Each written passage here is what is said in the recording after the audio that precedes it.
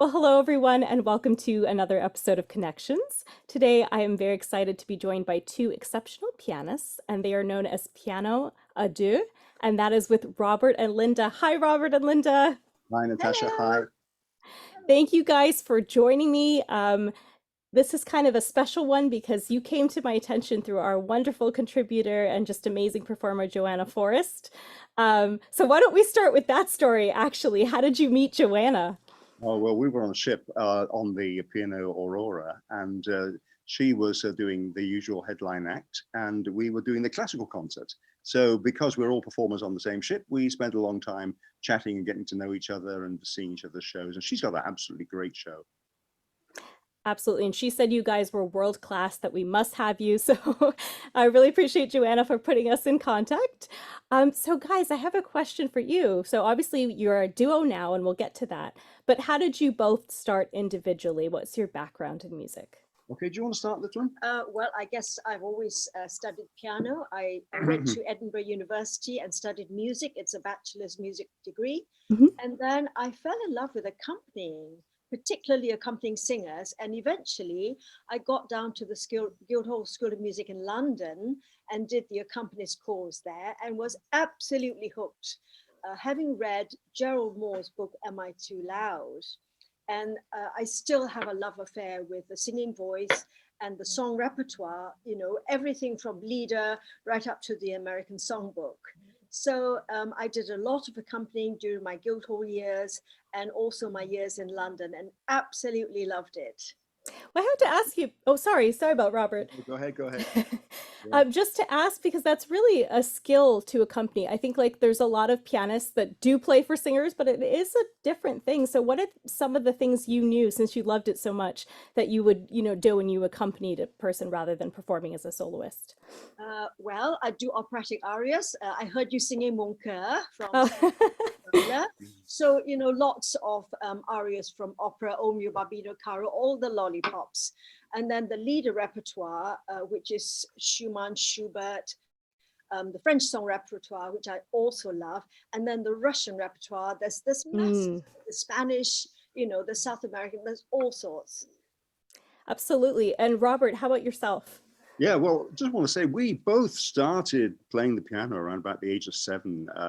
Linda in Singapore and me in England. Of course, we never got to know each other till some kind of 50, 45 years later. Oh, wow. But we both started as children, as most people do. And I just played the piano a lot, did all the exams, did the classical repertoire all the way through my teens. So my teens were playing Beethoven, Schubert, Mozart, Brahms, Schumann, those kinds of things.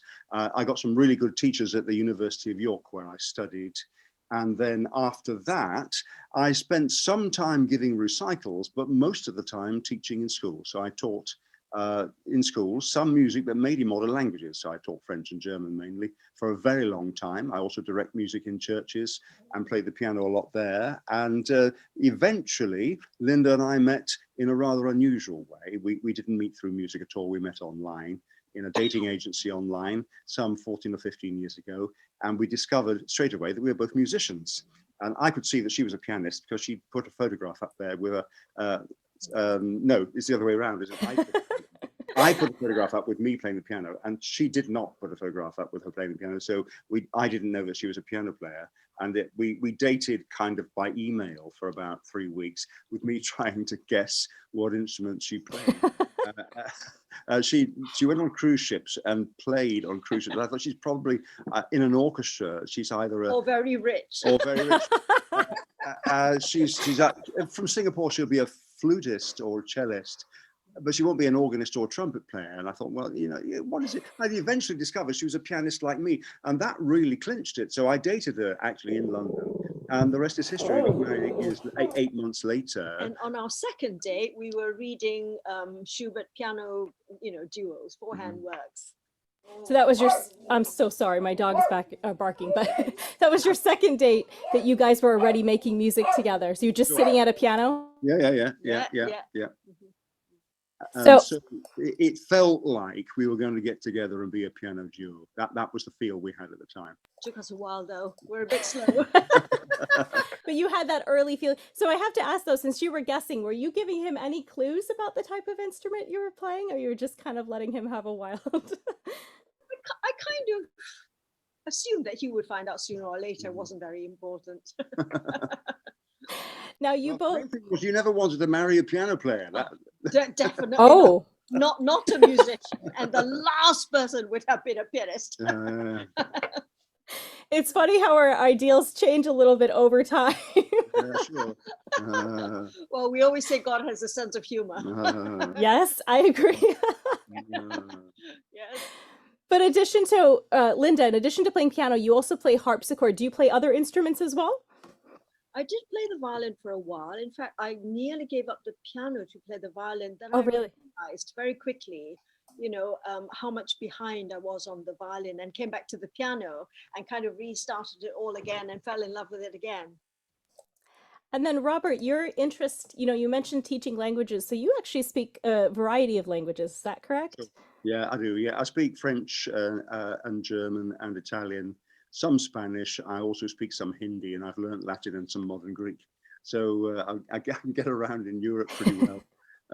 Yeah, I spent most of my life teaching these things, and the reason for that was partly because going to university, I had to weigh up whether I'd become a musician or a linguist, and I thought, well, being a linguist gives me more options than being a musician. I'll just be a musician on the side and teach languages and do some research into languages. But eventually it all changed and the plans turned around, and I became more of a musician than a linguist, really, which is, so I put the two things together now.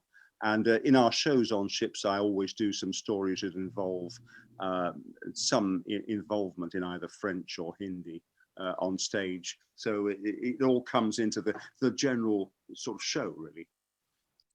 And you mentioned it took a little bit for you guys from meeting and starting to play together to actually become like a duo on stage. So can you share a little bit about that journey? Because you guys are quite theatrical from what I've seen. You've got a really staged show, the way you switch playing. So share a little bit how you came to that. Well, when you're going to start out and do something new, you think, is anybody going to like it? Yeah. So we started out by playing, I Got Rhythm, and we did it in a concert with a singer, and we just did 3 minutes worth, and the audience loved it. So we thought, oh, well, we'll do a bit more, and it sort of grew from there. And your repertoire, it really expands from classical. You do a lot of Gershwin as well. Did you both just naturally have that same love, or did you kind of introduce each other to different styles? I think Linda introduced me to Gershwin really because she'd already done some arrangements of Gershwin. She'd done an arrangement of Embraceable You, and you've done an arrangement of I Got Rhythm, and the two put together.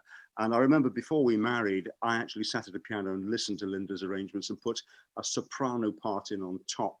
So I was improvising a top part, which got us to call it Gershwin in Tears, Tiers, because there were several different tiers of Gershwin, an alto, a bass, and a soprano. And so it was all done by improvisation to begin with, really very quickly. But we began to discover as we went professional that these things needed to be put in stone, they needed to be practiced properly, they needed to be practiced rather less as just flipping them off as improvisations. But we started off by improvising, really. So yes, Linda introduced me to Gershwin because I was more of a classical background, but because I've done a lot of rock music, I can fit into anything in between. So I can play quite a lot of different styles, really. And so it wasn't a difficult thing transitioning to Gershwin for me, really. Yes, we play everything really from Mozart, Schubert, Beethoven, and we've also discovered a composer called George Onslow, and we've recorded 2 of his sonatas. He only wrote 2 for piano duo, sadly, but they're wonderful sonatas, and we've recorded them. So we feel it's important to play the really serious stuff and to do it really well, and then also to play what we call the crossover stuff, because it's wonderful music. And having worked for singers for so many years, I mean, music theatre, operetta, Leha, Galman, all of that music, it deserves to be shared, really, and in the most wonderful way possible. And one of my heroes is a conductor called John Wilson. I don't know whether you've heard of John Wilson. He conducts orchestras of music doing this MGM stuff and does it to the Oh, nth wow. degree. And I think that's just wonderful. Now, you guys, you mentioned this composer, George Onslow, is that correct? Correct. Yeah. Yes. Yeah. So he hasn't been played very often. How did you find that music? Are you just both real lovers of music history and you're just going through libraries and archives? Or how did that work? Well, right at the beginning, we were looking for repertoire to work on, and I would go to the library in London and just go through all the drawers for piano duo. And I found these two sonatas by George Onslow, and I thought, oh, that looks interesting, and they were quite substantial. So took them home, we read through them, and we thought we've really got to work on this. And we discovered that, well, we had never heard of him, and most people had never heard of him. So that was how we started on it. I love that because there's so many, obviously, the people that are famous and loved, they're loved for good reasons, but there's also so many incredible composers that really haven't seen the light of day and the fame of day. So I love that you guys are doing that. Another thing that I found interesting when I was researching a bit about you guys is you say there's different ways you play. So obviously you're a piano duo, but you can play with two pianos, you can play at the same piano. So give us an idea of the different sounds and the different capabilities you can have from doing that. Yeah. We we spend a lot of time doing one piano mainly because we find that concert venues have mainly only got one piano. Yeah. So if you're going to have two, then the concert venue's got to have two already there. Otherwise, you're spending a lot of money renting another one. The two piano work is easier really in a sense because each player has got much more scope. Obviously, you're sitting in the keyboard, you've got the scope of the whole keyboard. Yep. But there's something very special about one piano because it's a much more intimate feel. To start off with, you're closer together, and you can do sort of things where you reach around one, go underneath and on top and things like, which are very attractive to the audience. They love watching the intimacy of the pair playing together and the reaction of the eyes and the face as we look at each other, which interestingly enough is one reason why a lot of people who are piano duos don't use one piano, because they don't want to give a feel that they're intimately involved with each other. They take music that's written for one piano and put it onto two. We've seen that happen, and it's not always done very well. Sometimes with two pianos, you find that what's written for one piano comes from different parts of the room, and it doesn't sound quite right. And the resonance of having the treble and the bass together in the same place coming from one instrument is totally different from having the treble on one instrument, as you know, and then the bass from another. So it's very interesting, the whole resonance issue.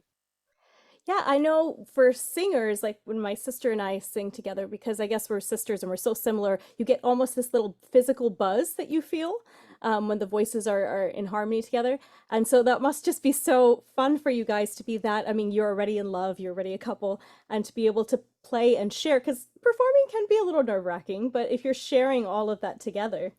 Yeah, that's right. Yeah. And to get the music absolutely synchronized, so you do your rubato together. So it's like dancing together, really. Yeah. Yes. And it needs discipline as well, because you can be overtaken by the emotion of being together and the way you feel you'd like the music to be. When you look at the composer's intentions, it becomes more of an exercise of discipline and saying that's not the way he intended it. This is the way he intended it for the audience. So we have to work at that, whether we feel like that or not. And that's quite a discipline, isn't it, really? Yes. And the discipline also is very often we think we're doing it this way and it sounds great, but actually out there in the audience, you don't hear that. So we record ourselves a lot. And there's a lot of exaggeration you have to do. Yes. You have to take the composer's wishes and exaggerate them. Otherwise, the audience don't pick up what you think they're picking up. It's like public speaking, really. Yeah, it's definitely like what you're hearing is not the same as you're saying what the audience is getting. I had this one choir director and he used to say passion with dignity, because sometimes you get so into it you just want to let go, but it may not be good. It's a good mnemonic, that one. Yeah, so you don't get lost in the feeling of it. Yes. Yeah. Well, tell us, once you started, you started doing shows now, and then you guys also started recording albums together. So tell us about the first three that you've recorded so far.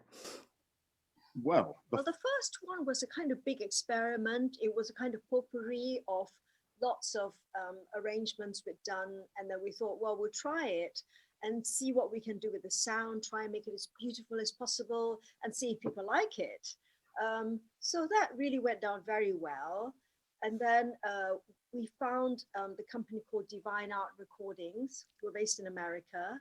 And, they took on our CD. And that was the CD with the first Onslow Sonata. no, it wasn't. No. Oh, yeah, yes, it was. You're right. Yes, sorry. The second CD, yeah, second CD was the one with the first Onslow Sonata. Yeah, and then we collected a series of 6 Poulenc songs, one of which is absolutely wonderful. It's his only cabaret song. And we arranged it for piano duo. And what was the other thing you put on? Debussy, the Debussy, the Petite Suite, which is, again, it's about sonority, about beautiful piano sound. And then the next one was the really exciting one. One very cold December morning, I thought, we've got to record some Gershwin. So I started collecting songs, and then we've put the songs together with, sadly, his very small number of preludes. And they happen to fit extremely well because they're in the same key, the same rhythm, and the same melodic tenor. And so some of his songs fit brilliantly into his preludes without any scene being broken. Yes, and very well-known songs like Someone to Watch Over Me, The Man I Love. The Man I Love. Oh, love it. Foggy Day in London Town. Love So they're Writing. very familiar. Yeah. And then they're fused in with these piano preludes which Gershwin wrote. And then we've done arrangements of American in Paris with songs from the film as well. And then we did a big arrangement of Porgy and Bess. Which, as far as we know, nobody else has ever done. And it's just the most wonderful music. Oh, yeah. It's hard to play, but it's, I mean, that love duet is Porgy. Bess You Is My Woman is just out of this world, really. Yes, and they are on Spotify. I checked this morning, so everyone can check those albums out so far on Spotify. I have a question that's a bit of ignorance from me. I know as singers, we kind of have these, defined ranges. So when we're doing duets, it's kind of obvious which part people will take. But when it comes to the piano, do you have also kind of specific styles that you're stronger at and you tend to, or is it all shared? No, we do. The main one is the audience insist on seeing Linda's lovely dress, so she has to play primo. Okay. Because I'm that bit smaller than he is. If I play at the top, they don't see Linda's lovely personage, and all they see is me, which they're not particularly happy with. So it's not really a musical reason, but she tends to play the top part. On occasions, I play the top part. It tends to be a matter of whether the top part requires a lot of brilliance or whether the bottom part requires a huge amount of weight. So that it determines where I go. So I mean, music tells me what to do, and she fits in with that, really. He's the more athletic player, as is obvious because his head's much bigger. And I guess I do the lyrical bits. Yeah. Yes. Oh, that's lovely. Yeah, I never considered that, but that is quite lovely how you put that together. Now you are currently, I guess, are you arranging or are you already recording for a new album? No, we've actually done a new album. Okay. Because COVID came in the middle of it, it's not actually out yet. The editing stage hasn't been finished. Yes. So we will be doing that as soon as we can make time for it, and then finish it off and get Divine Art probably to put it out. On this piano. Oh, really? Yeah, yes, we recorded on this piano, and it will have on it the second big sonata by George Onslow, along with the Dolly Suite by Fouquet and the Liszt Hungarian Rhapsody, which we've arranged. Arrangement with our cadenzas. Yeah. So we'll look out for that new album, and I think it's France Revisited too, is it? Correct. Well done. Well done. Gosh, you've really done your work. Thank you for that. Thank you. Yes. Yes. Now let me ask you, because you guys are performing together all the time, you're also married. Do you have to have separation times when you're like, okay, now we're not doing piano, now we're going to talk about other things? We have forced separation times when it's convenient for us to be away from each Okay. other. I put that a bit strongly, really. Do we have times when we don't play the piano? Yes, we do. They're mainly spent refurbishing our new house in London, which we're going to move Oh, to. nice. So it's nice, but we don't do a lot of holidays, really. Well, at the moment, because we've got this really big refurbishment, we're moving from Oxford to London. So there's a lot of energy going into that. And that takes us away from our music sometimes. So, but it's good because when we move into the much bigger house in London, we're going to have mini concerts there. Oh, great. There. We'll have colloquiums. We'll have people around to talk about music. People who are musicians and have had a hard time over COVID. And we'll have them around and sort of talk things through with them and just sort of welcome them and get to know a musical network, really. That's the idea behind it. We're not just moving there because we want to live in a different house. So there's a kind of vision involved in this. I like that. That used to be that they kind of had those salons where people would just come and play, right? And it's kind of fallen to the side, but that's just a beautiful idea. Picking that up, really. Yes. It's picking it up. We've tried having soirees in Oxford, but the house is too small, really. So the London house would be the perfect place for it. And for people to try things out, you know, the first time you learn repertoire and you try things out, it's really important to try it out in a supportive atmosphere. Yeah. Do you guys have any ideas of new kinds of collaborations? Would you like to work with other piano duos or other musicians? What are the things you'd like to do in the future? Okay, we're always on the lookout for working with other musicians, probably solo artists on instruments rather than other piano duos. I mean, we've already worked with a violinist, haven't we? Yes, and actually we're teaching a singing course regularly every year. Okay. So we'll do more of that because I've done so much coaching. And you know, we do vocal techniques. So love to go back into the song repertoire. I miss that so much. And then yes, instrumentalists, and the world's our oyster, really. I mean, I'd love to do drama, dance, you name it, you know. So you guys just have a love for all things music, whether that's teaching, studying, performing. And what have you been doing? So I know some performances have opened back. So we mentioned the cruises. Do you guys have any other performances coming up?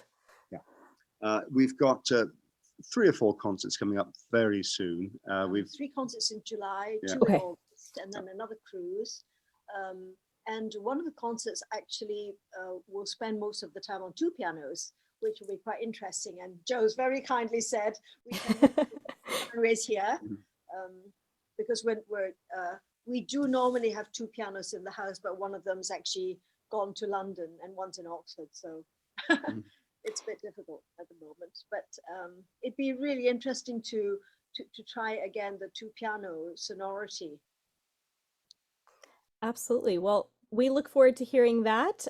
Thank you guys so much for coming and speaking to us. You are both delightful, and I hope everyone will go stream your albums. You also have a beautiful concert that's on YouTube that people can go see a bit of what your show is like. Yeah.